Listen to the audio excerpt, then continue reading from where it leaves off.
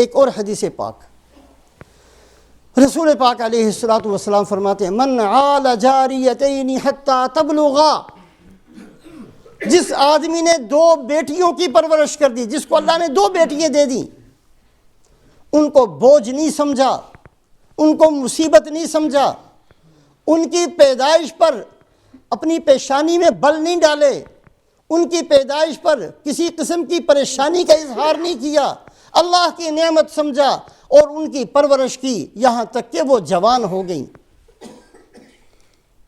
2 بیٹیوں کی پرورش، ان کو دین سکھایا، ان کو علم سکھایا، ان کی تربیت کی، ان کے اوپر بیٹوں کی طرح ان کے اوپر ہر چیز کی خرچ کیا۔ فرمایا کہ یہ آدمی جس نے 2 بیٹیوں کی پرورش کی، کل قیامت والے دن جنت میں میرے ساتھ ہوگا۔ سوچ بدل گئی، اپنی سوچوں کو ٹھیک کریں۔ بیٹیوں کو بوجھ سمجھتے ہیں، مصیبت سمجھتے ہیں۔ بیٹا پیدا ہو جائے مٹھائی تقسیم ہوتی ہے، بیٹی پیدا ہو جائے کچھ نہیں ہوتا۔ اور پھر ایک اور آ گئی، رسول پاک علیہ الصلوۃ والسلام نے سخاوت کا دروازہ کھولا کہ جس آدمی کی 2 بیٹیاں ہوئیں اور ان 2 بیٹیوں کی بہترین پرورش کی، وہ قیامت والے دن جنت میں میرے ساتھ ہوگا۔ جس آدمی کو اللہ نے 2 بیٹیاں دے دیں، 2 بیٹیاں، پھر اس نے دونوں کی بہترین پرورش کی، ان کے پیدا ہونے پر ماتھے میں بل نہیں ڈالے، بیٹا پیدا ہو جائے تو مٹھائیوں کے ڈھیر لگ گئے، بیٹی پیدا ہو جائے تو چپ کر کے کسی کو بتایا بھی نہیں۔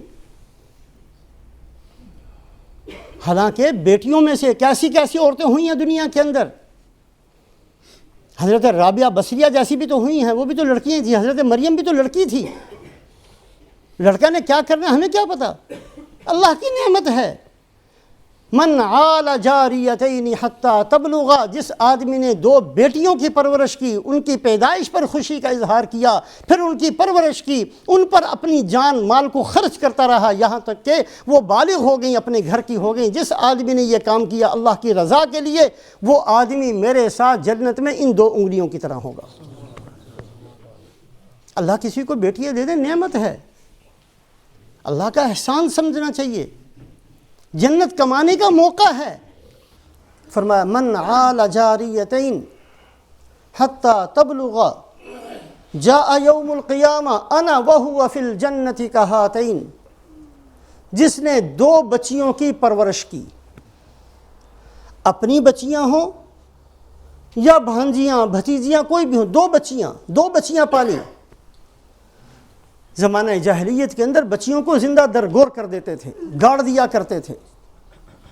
آپ صلی اللہ علیہ وسلم نے فضیلت ارشاد فرمائی، 2 بچیوں کی پرورش کی، ان کو کھلایا، ان کو پلایا، ان کو پہنایا، ان کو بوجھ نہیں سمجھا، ان کو سکھایا، ان کی تربیت کی، حتیٰ تبلغا، یہاں تک کہ وہ بالغ ہو گئیں۔ قیامت والے دن یہ آدمی میرے پاس آئے گا اور یہ اور میں جنت میں ایسے ہوں گے۔ آپ نے 2 انگلیاں کر کے فرمایا۔ بچیوں کو بوجھ نہیں سمجھنا، ان کو ان کی تربیت، ان کو اخلاق سکھانا، ان کو دین سکھانا، ان کے اوپر محنت کرنا، اس نیت کے ساتھ کہ یہ میری ایسی عبادت ہے کہ اس کی وجہ سے اللہ کے نبی کا ساتھ مجھے ملے گا۔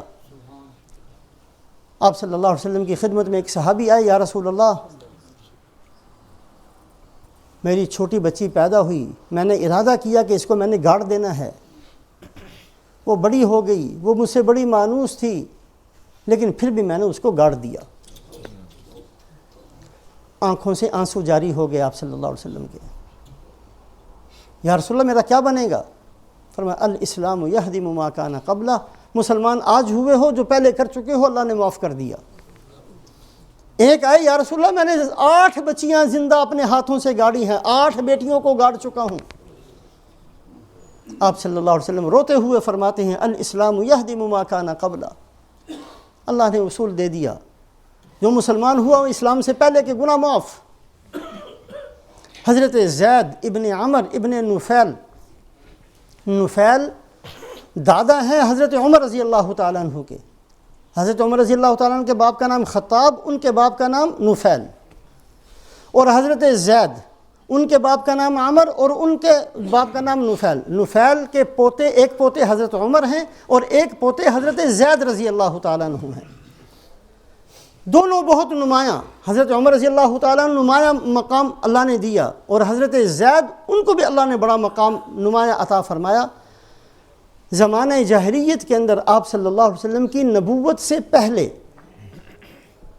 حضرت زید تھے مکہ کے اندر، جو لوگوں سے کہا کرتے تھے کہ بت پرستی یہ ٹھیک نہیں ہے، شراب پینا ٹھیک نہیں ہے، کسی پر ظلم کرنا ٹھیک نہیں ہے، کیا کرنا چاہیے مجھے نہیں پتا، لیکن میں ملت ابراہیمی پر ہوں، میں حضرت ابراہیم علیہ السلام کی ملت پر ہوں، ان کے دین پر ہوں۔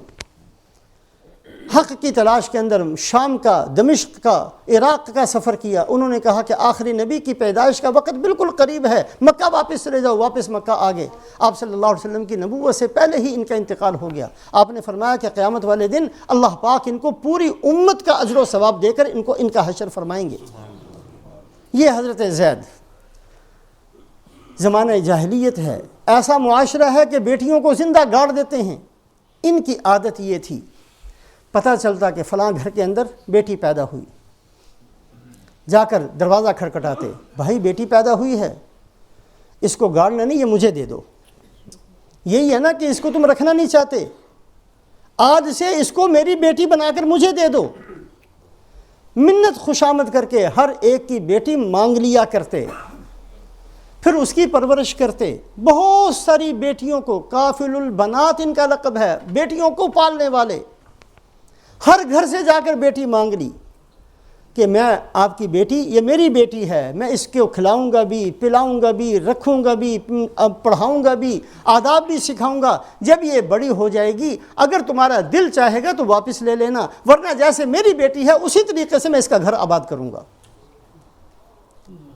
اللہ رب العزت نے، حالانکہ آپ صلی اللہ علیہ وسلم کی نبوت سے پہلے انتقال ہو گیا، لیکن اللہ کے نبی صلی اللہ علیہ وسلم نے ان کو جنتی ہونے کی بشارت بھی دی، اور پھر ان کی اولاد میں حضرت سعید پیدا ہوئے جو عشرہ مبشرہ میں سے ہیں۔ تو آپ صلی اللہ علیہ وسلم نے فرمایا جس نے 2 بیٹیوں کی پرورش کی وہ جنت میں میرے ساتھ ہوگا۔ اور بھی بہت سارے اعمال ہیں، یہ وہ چھوٹی چھوٹی چیزیں ہیں اگر ہم زندگی کے اندر اختیار کر لیں اس نیت کے ساتھ کہ اللہ کے نبی صلی اللہ علیہ وسلم کا ساتھ ہمیں مل جائے گا۔ دل کو صاف رکھنا، اخلاق کو اچھا کرنا، درود شریف کی کثرت کرنا، یتیم کی پرورش کرنا، بیٹیوں کے ساتھ احسان کا معاملہ کرنا کوئی مشکل چیزیں نہیں ہیں۔ اللہ پاک ہم سب کو عمل کی توفیق نصیب فرمائے۔